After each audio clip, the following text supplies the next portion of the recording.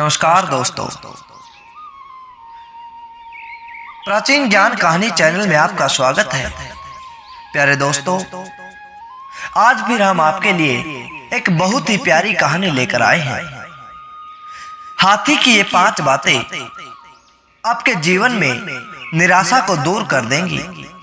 अगर आप अपनी संतान के जीवन में कोई भी कष्ट नहीं देखना चाहते, उसे हर समय सुखी देखना चाहते हैं, तो आप हाथी की ये 5 बातें आप अपनी संतान को जरूर सुनाएं। ये कहानी बड़ी ही ज्ञानवर्धक है, सीख देने वाली है। इस कहानी के सुनने के बाद आपके जीवन में अगर कोई भी कष्ट आता है, आपके मन में किसी प्रकार की निराशा है, तो वो सब दूर हो जाएगी और वो आप एक आशावादी मनुष्य बनकर, एक अच्छे इंसान बनकर अपना जीवन जी सकेंगे। तो प्यारे दर्शकों,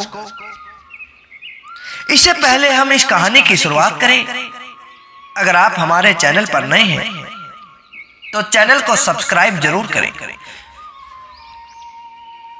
और बेल आइकन को जरूर दबाएं ताकि आने वाली हर वीडियो का नोटिफिकेशन सबसे पहले आप तक पहुंच जाए। प्यारे दर्शकों, आप इस कहानी को अंत तक पूरा जरूर सुनें, क्योंकि अधूरा ज्ञान हमेशा दुखदाई होता है। जब तक आपको किसी बात का पूरा ज्ञान नहीं होगा, तब तक आप किस प्रकार से उस बात का लाभ उठा पाएंगे, क्योंकि पूरे ज्ञान के बिना आप उसकी तह तक नहीं पहुंच पाएंगे। तो प्यारे दर्शकों, आइए शुरू करते हैं आज की बहुत ही प्रेरणादायक यह कहानी। एक बार की बात है, एक जंगल में एक कौवा रहता था। वह कौवा बड़ा ही धनवान था। सभी पक्षियों में वह सबसे अमीर था। उसके पास किसी चीज की कमी नहीं थी, खाने से लेकर पैसे तक। उस कौवे के पास हर प्रकार के ऐशो आराम थे, हर प्रकार की उसके पास सुविधा थी। खुशी से भरा हुआ उसका परिवार, बाल बच्चे भी उसकी सारी बातें मानते थे, खूब उसकी सेवा होती थी। किंतु एक दिन वह कौवा, उस कौवे ने अपनी सारी संपत्ति को, अपने सारे धन का हिसाब लगाने के लिए अपने मन में विचार किया। उसने सोचा, क्यों न मैं यह बात को जान लूं कि मेरे पास कितना धन है, मेरी कितनी पीढ़ियां बैठकर इस धन को आराम से खा सकेंगी। प्यारे दर्शकों, वह कौवा अपने धन का हिसाब लगाने के लिए बैठ जाता है। 2 दिन और 2 रात लगातार उस धन को गिन गिन कर रखता है, उसका हिसाब लगाता है। और वह क्या देखता है कि मेरी आने वाली 7 पीढ़ियां उस धन से आराम से अपनी जिंदगी गुजार सकती हैं। मैंने इतना धन इकट्ठा कर लिया है कि 7 पीढ़ी आराम से बैठकर अगर खाएंगी तो भी यह धन समाप्त नहीं होगा। किंतु उसके मन में ख्याल आया कि 7 पीढ़ियों ने तो खा लिया, किंतु 8वीं पीढ़ी, उसका क्या होगा? मेरे बच्चे तो भूखे मर जाएंगे। वे क्या सोचेंगे कि हमारे पूर्वजों ने हमारे लिए क्या किया है? हमारे लिए तो कुछ भी नहीं किया, सारा धन उन्होंने खर्च कर दिया। उनका बेचारों का गुजारा कैसे होगा? अब यह चिंता उसको सताने लगी। दिन रात इसी चिंता में डूबा रहने लगा। वह सोचने लगा कि मेरी 8वीं पीढ़ी का गुजारा किस प्रकार से हो सकेगा। मैं ऐसा क्या करूं जिससे उसका गुजारा हो सके। प्यारे दर्शकों, इसी चिंता ने उसको इतना कमजोर बना दिया कि वह सूख कर कांटा हो गया। उसने सोचा कि मैं इस समस्या का समाधान करने के लिए पक्षियों में सबसे चालाक, सबसे बुद्धिमान बाज के पास जाता हूं और अपनी समस्या का समाधान करता हूं। अब कौवे के मन में यह बात आई तो वह अपने परिवार वालों को बताकर बाज के लिए उसे मिलने को चल पड़ा। अब जैसे ही वह बाज के घर पर पहुंचा तो बाज घर पर आराम से बड़ी खुशी में बैठा हुआ था। बाज ने जैसे ही देखा कि कौवा उसके घर पर आया है, उसके पेड़ पर आया है, उसके घोंसले में आया है, तो उसने उसका स्वागत किया और कहने लगा कि फरमाओ भाई, क्या बात है, बड़े दिनों के बाद तुमने दर्शन दिए, बड़े दिनों के बाद तुम्हारा दीदार हुआ है। तुम जैसे धनी आदमी और हमारे घर पर किस्मत से ही पधारते हैं। कौवा उसको देखकर कहने लगा कि भाई, मैं आपके पास आया हूं, मुझे एक चिंता ने सताया है, मुझे एक बहुत बड़ी चिंता हो रही है, एक बहुत बड़ी समस्या है। अगर आप उसका हल कर सके तो आपकी बहुत बड़ी कृपा होगी, क्योंकि उसी समस्या के कारण मैं सूख कर काटा हो गया हूं। दिन रात वही चिंता मुझे खाए जा रही है। अब बाज ने पूछा कि भाई, तुम मुझे बताओ, आखिर ऐसी कौन सी बात हो गई जिसके कारण तुम्हारा यह हाल हो गया। कोई ने कहा कि भाई, बात यह है कि एक दिन मैं अपनी सारी संपत्ति का हिसाब लगाने के लिए बैठा था। अब मैंने हिसाब लगाया तो मेरी 7 पीढ़ी उस धन से आराम से बैठकर खाना खा सकती हैं, उनकी जिंदगी आसानी से गुजर सकती है। किंतु मुझे तो चिंता इस बात की है कि हमारी आने वाली 8वीं पीढ़ी का क्या होगा। वे तो बेचारे गरीब हो जाएंगे। उनकी गरीबी मुझसे देखी नहीं जा रही। अब आप ही इस समस्या का समाधान बताइए कि मैं उनकी गरीबी को कैसे दूर करूं, किस प्रकार से इस समस्या का समाधान हो सकता है। बाज समझ गया कि यह तो बिना बात के ही परेशान हो रखा है।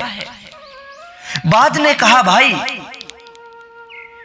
गरीबी को दूर करने का उपाय तो केवल एक गरीब व्यक्ति ही बता सकता है।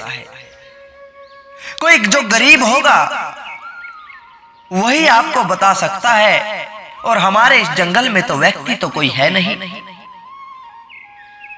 हाँ, मैं आपको एक सलाह जरूर देता हूं। हमारे जंगल में एक मस्त हाथी रहता है। उसके पास कुछ खाने का नहीं है, ना रहने का है, ना उसके पास किसी प्रकार का कोई धन है, ना कोई परिवार है। वह अकेला जंगल में घूमता है, किंतु फिर भी बड़ा खुश रहता है और अपनी मस्ती में मस्त रहता है। हो सके तो तुम उससे जाकर मिलो। वह हाथी जो गरीब है वही तुम्हारी मदद करेगा और वही तुम्हारी समस्या का समाधान कर सकता है। इतनी बात सुनकर कौवा वहां से चल पड़ता है और सीधा जाकर हाथी के पास पहुंच जाता है। क्या देखता है कि हाथी बड़ी मस्ती में झूम रहा था, बड़ी खुशी से नाच रहा था, किसी प्रकार की उसे कोई परवाह नहीं थी। वहां जाकर वह हाथी से बोला कि हाथी भाई, तुम कैसे हो। हाथी ने उस कौवे को देखा और कहने लगा कि आओ, तुम तो बड़े धनवान हो, आज इस गरीब के घर पर क्या करने आए हो। हमारे धन भाग है जो आप जैसे अमीर मेरे घर पर पधारे हैं। मैं ठीक हूं, आप बताओ। कोई ने कहा कि भाई, मुझे एक चिंता है, मुझे एक समस्या है। अगर आप उस समस्या का समाधान कर सको तो शायद मैं भी आपकी तरह मस्ती में झूमता हुआ, खुशी से नाचता हुआ यहां से जाऊं। हाथी ने कहा कि भाई, तुम बताओ, आपकी ऐसी कौन सी समस्या है। कोई ने कहा कि एक दिन मैं अपने धन का हिसाब लगा रहा था, उस धन से मेरी 7 पीढ़ी तो आराम से बैठकर गुजारा कर सकती है, लेकिन 8वीं पीढ़ी गरीब हो जाएगी, यही चिंता मुझे खाए जा रही है। हाथी समझदार था। इतना कहते ही हाथी समझ गया। हाथी कहने लगा कि भाई, तुम्हारी समस्या का तो समाधान हो जाएगा। हाथी ने कहा कि भाई, मैं तुम्हें 5 ऐसी बातें बताऊंगा जो तुम अपने जीवन में हमेशा याद रखना। अपनी औलाद को जरूर बताना और यह बात अपनी संतान को कहना कि वो भी अपनी संतान को बताए, क्योंकि आपकी 8वीं पीढ़ी तक यह बात पहुंच जाएगी तो उसे किसी प्रकार के दुख कष्ट का सामना नहीं करना पड़ेगा, वह गरीब नहीं रहेगी। इतनी बात सुनकर कौवा बड़ा खुश हुआ। कौवे ने कहा कि भाई, तुम यह बात मुझे बता दो, मैं आपका एहसान पूरी जिंदगी भर नहीं भूल सकता। हाथी ने कहा कि भाई, मेरी पहली बात बड़ी ध्यान से सुनो। पहली बात यह है कि कभी भी भविष्य की चिंता नहीं करो और वर्तमान को कभी याद मत करो। भूतकाल में मत जियो, वर्तमान में जियो। अगर आप भूत भविष्य को याद करते रहोगे तो आपका वर्तमान भी खराब हो जाएगा। आपको भविष्य की चिंता लगी है, जिसके कारण आपके वर्तमान भी खराब हो गया है। अगर आप भूतकाल की किसी बात को लेकर उसका रोना रोते हो या फिर उसकी खुशी में खुश होते हो तो आपका वर्तमान हमेशा ही बिगड़ेगा। आपकी जैसी भी परिस्थिति है, जैसी भी आपकी अवस्था है, आप वर्तमान में जीने की कोशिश करो। इस बात को आप अपने दिमाग में बैठा लो। मेरी दूसरी बात यह याद रखना